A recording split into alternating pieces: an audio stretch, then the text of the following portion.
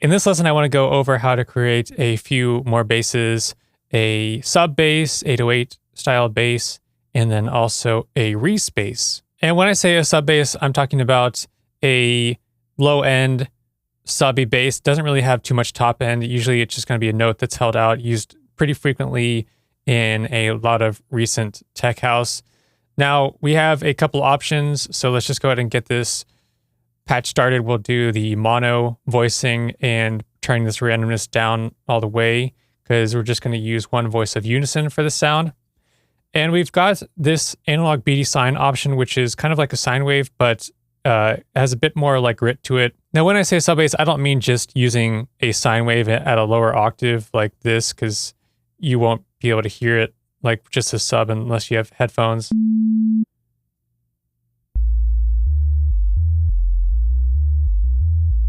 Like, of course, that is just going to be a sub bass, but we want to make this a bit more friendly for people that are like listening on smaller speakers or headphones, because if you're not listening on like pretty good headphones or like a monitors, you probably won't even be able to hear this as I'm playing it. So what we need to do is we need to add in some harmonic information. So this analog BD sine,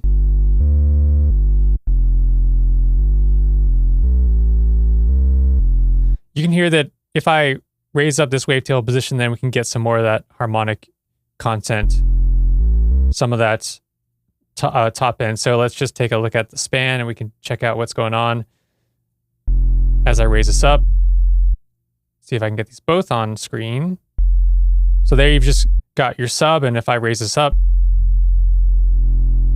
we can see some more content coming in around the 200, 300 range. Now, another thing you can do is you can have like a sub, add on distortion like this.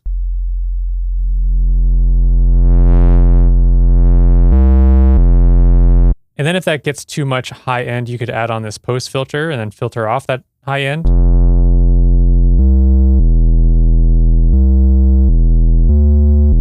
You can play around with things like EQ, maybe taking out some or adding in some mid-range.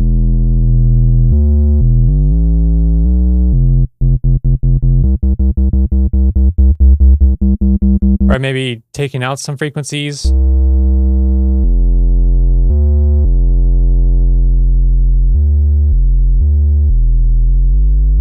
Sometimes they'll be kind of like scooped out some frequencies around maybe like 200 hertz.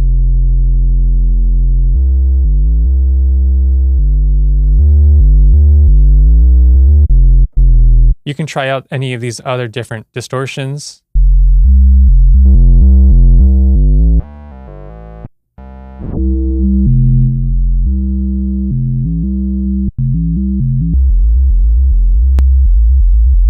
So you can do all that just using like distortion and a sine wave, or even this analog BD sine, increasing up this wavetail position to get some more distortion. But you don't have to use a sine wave. You could use even like a sine wave in combination with something else. I could even use like a square wave and a saw wave. And let's go ahead and lower the take off that span, and we can put on a filter for A and B. Maybe I'll do the low 24 filter.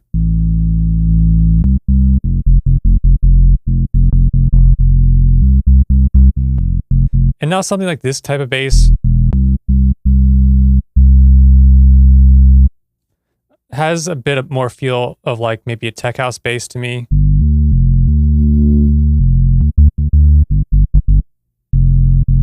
So I would maybe use something like, instead of just a sine wave, maybe use like a square wave or a triangle wave, not triangle wave, a saw wave, and experiment with like adding a filter and some distortion. You could even experiment with like doing an envelope. So this filter cuts off, this cutoff raises up a tiny bit.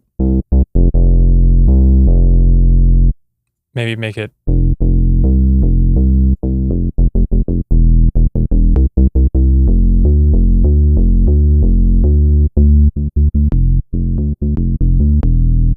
a bit more subtle than that. That's kind of like the basics of how to do just like a subby style bass. Let's see if I just do like a sine and a saw wave.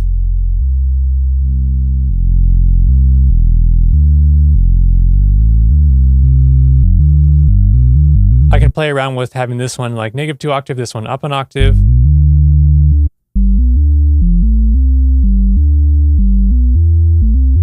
And play around with that. So that's kind of like the basics of doing a sub type of bass. Now let's get into like what I would do for an 808 style bass for like hip hop or tech house or a lot of any like bass house genres. So I like to use like the analog BD sign for this style of bass, like an 808.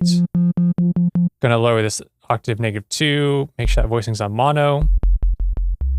And this is important like when you're doing 808 stuff or kind of like percussive sounding synths, is that I use like an LFO, and I could use one of these envelopes as well, but I like to use the LFO to make this rate really, really short, and go to my matrix, assign this LFO to the global master tuning, click on that so it's only unipolar, and now what this is going to do is it's going to make the pitch go up really fast and go down. It's going to add this like knock sound. So that's 24. That's like up 2 octaves.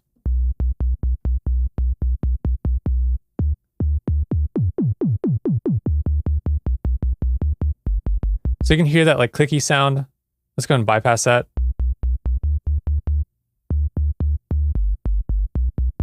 And let's raise this up.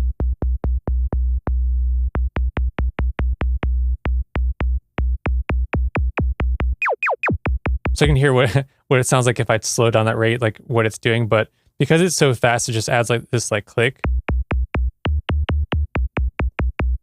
But I need to raise this up to get some distortion out of it.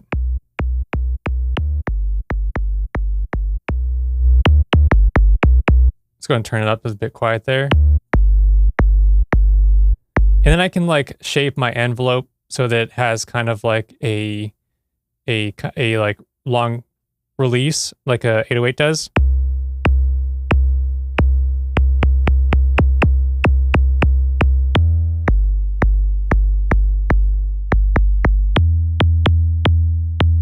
And maybe that knock now is a bit too much, so I'll take it down to 24.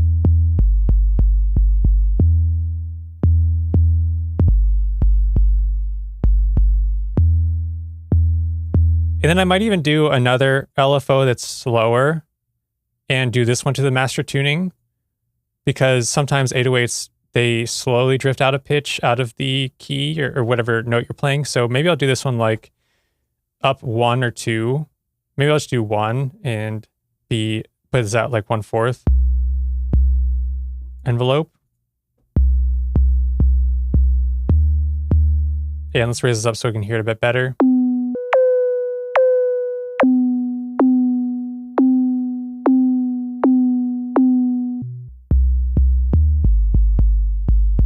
So maybe start with that, then we could add on some distortion.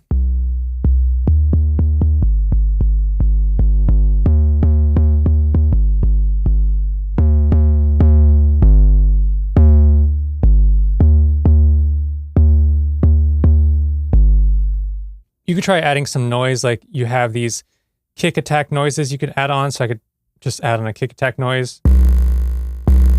So I don't want it to ring out like that, so we'll do the one shot.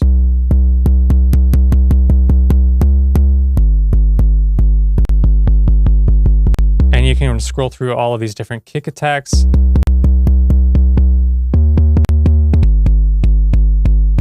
But I could add on a bit of a filter. Maybe I could put on like a filter after this distortion, and maybe I could adjust this envelope and add on the filter kind of like this.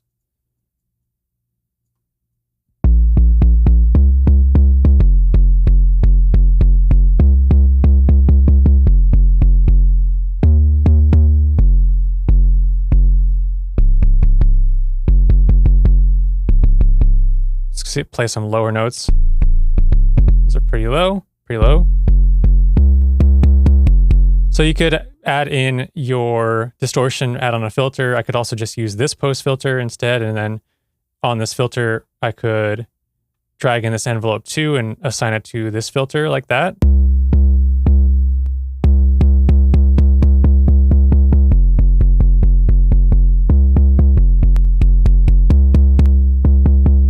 So you can hear what that sounds like if I turn on that filter. So this is kind of like similar to what you would do for a Nokia style 808 bass that you hear in like tech house. And I might even play around with like some of the pitch more. Maybe I'd reach this up by this one. Maybe I'd go even up higher than that.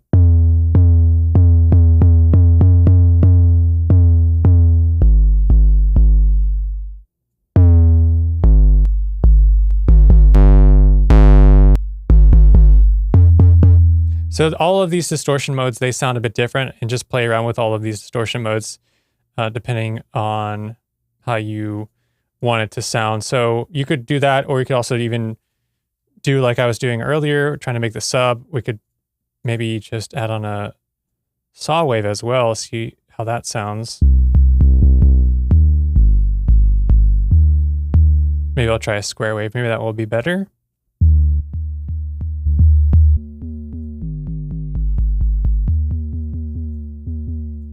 And I'm going to go ahead and put these on 0 for the randomness because we're using one voice of unison. And you can hear there's like some phasing going on because it's like cutting out the volume.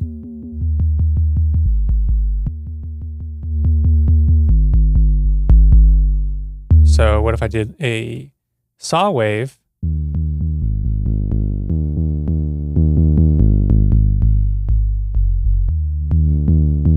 I mean, not exactly. I think you do need some shape that's kind of like a sine wave. Sounds better to me. Kind of like that boominess.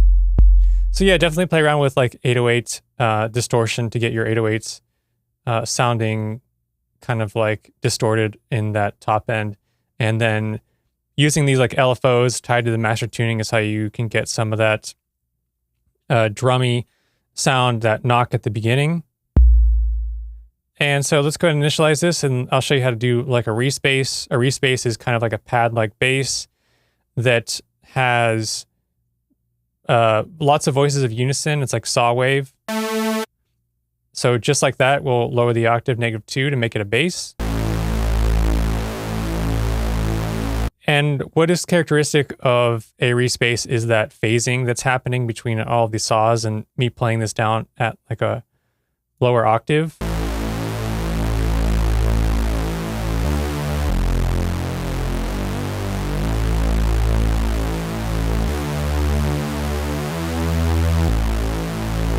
You might choose to add on a filter.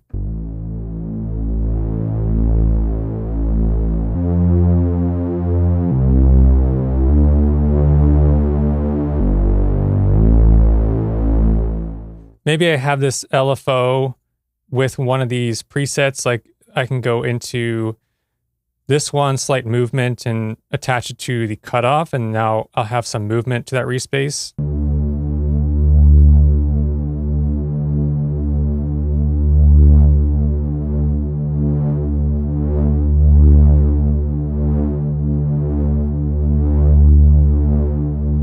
Maybe I want to add like a cooler filter, like a notch filter.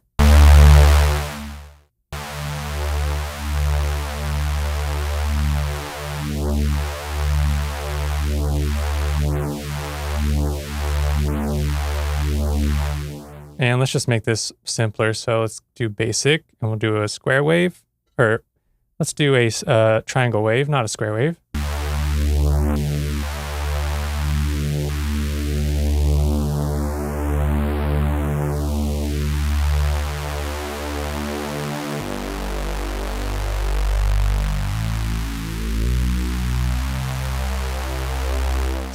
So you can add movement to your parameters with this LFO.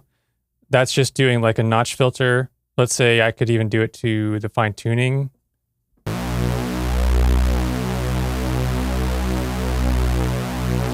Which would mess with the pitch. And I've got that release pretty long because that's kind of like pad-like. I could even slow down this attack.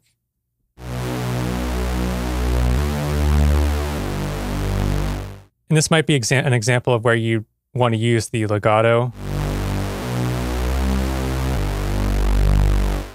Maybe let's put on a filter again. Let's try like a low 24.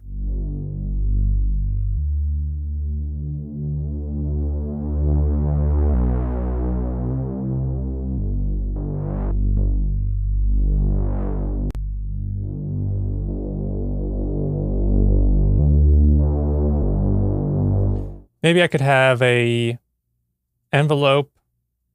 So let's do the envelope 2 attach this cutoff. So we've got a little attack at the beginning as I'm playing a note. And you can hear I've got one note. The first note that I'm playing has the legato on. So as I play the second note, it doesn't have that pluck. But if I want them all to have a pluck, I'll take off that legato. Maybe I can raise up this portamento, turn it on to always maybe. But then I want to turn on that legato, adjust this cutoff.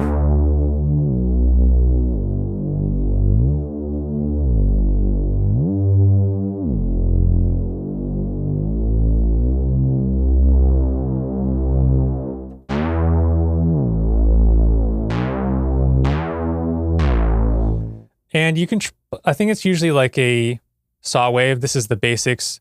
Now, you have all these other wave tables you can play around with. The only way to really know what they sound like is just to play around with them. So you could play around with any of these other ones. Like, let's see, we could see what this sounds like.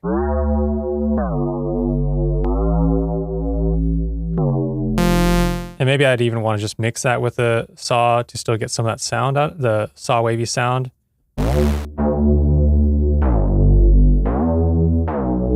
I could even play around with assigning this envelope 2 to different parameters, like this wavetable position maybe, because there's all these wavetables in this wavetable, bipolar harmonic.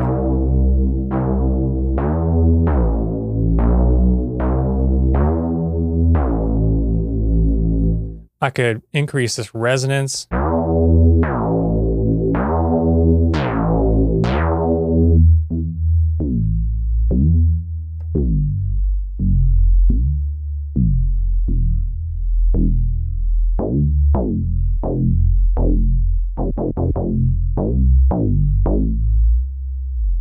It's kind of like an evil sounding bass. I could try putting on the distortion.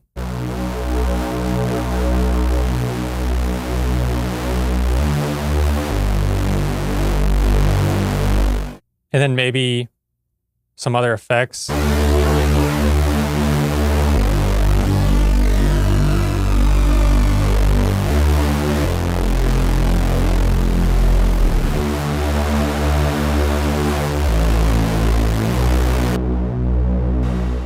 So no rhyme or reason to what I'm doing, just playing around with all of the effects. And this is just how you can get unique sounds is now that you have the basic parameters with just using a saw wave with voices of unison, then you just can play around with all these different effects. So I could even do the filter here. Maybe I could put on a compressor before that filter. And let's turn these off. Maybe do a multi-band compressor.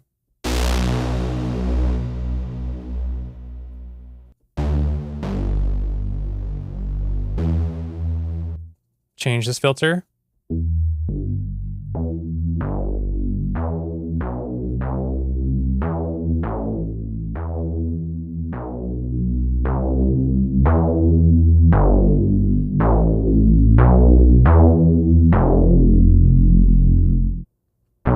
So it's kind of like a pretty evil sounding bass. So yeah, I play around with the filter, play around with compression. I like sometimes using a multi-band compressor before the distortion gives a pretty cool sound. Play around with these wave tables.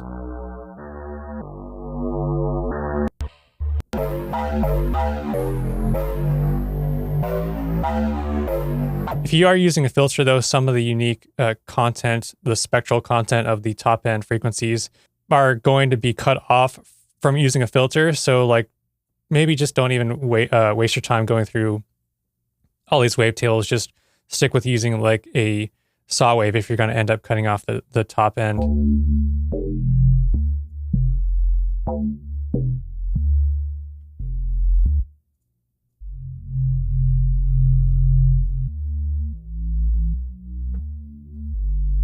Unless you can see, that is cool because I have the wavetail position moving.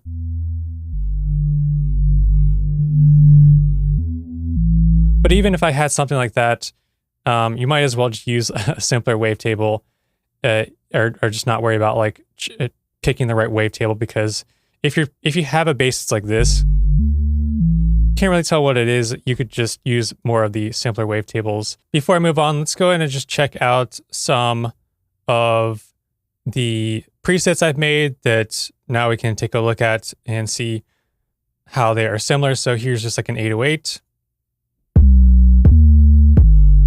You can see I've actually just have a kick noise. So you could also put in a kick in the noise, and then you can layer it with like a sine wavy style 808. So this is like a custom one, but you can see it just has, it's almost like a sine wave with a little bit of variation. And then I've got the pitching down the tuning, the master tuning with these LFOs. So that's an 808. Here's an like a sub.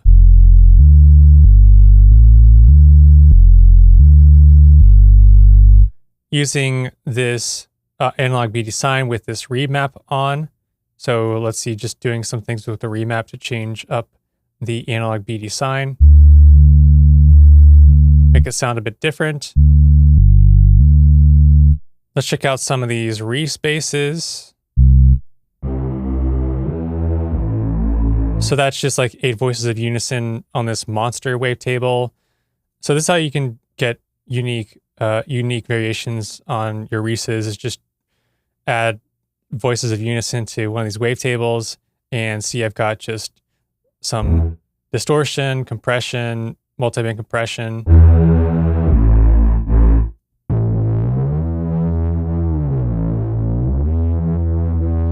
You can add movement to any of these parameters, like the LFOs are just moving some of these warp knobs.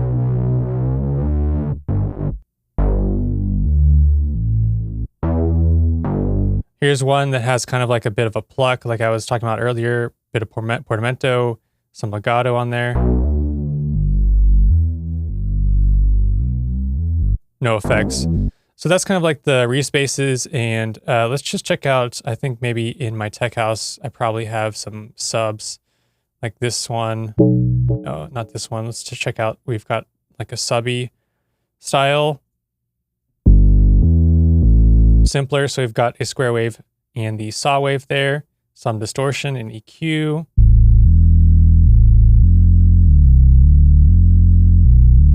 Here I went a little crazy with adding on this sub. Adds this like weird distortion to it. Here I've got the FM from B with the analog BD sine, so using a bit of FM, but still filtering it off.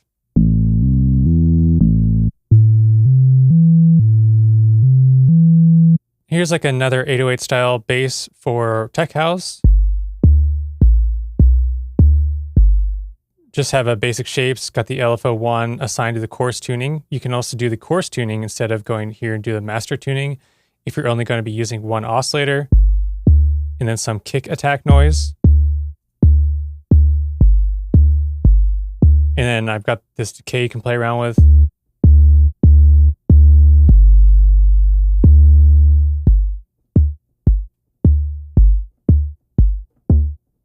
Drive here. That kick level. So if you listen to any tech house, that's just like an 808 style tech house bass. So those are just 3 more basses I wanted to show you how to make. I will see you in the next lesson.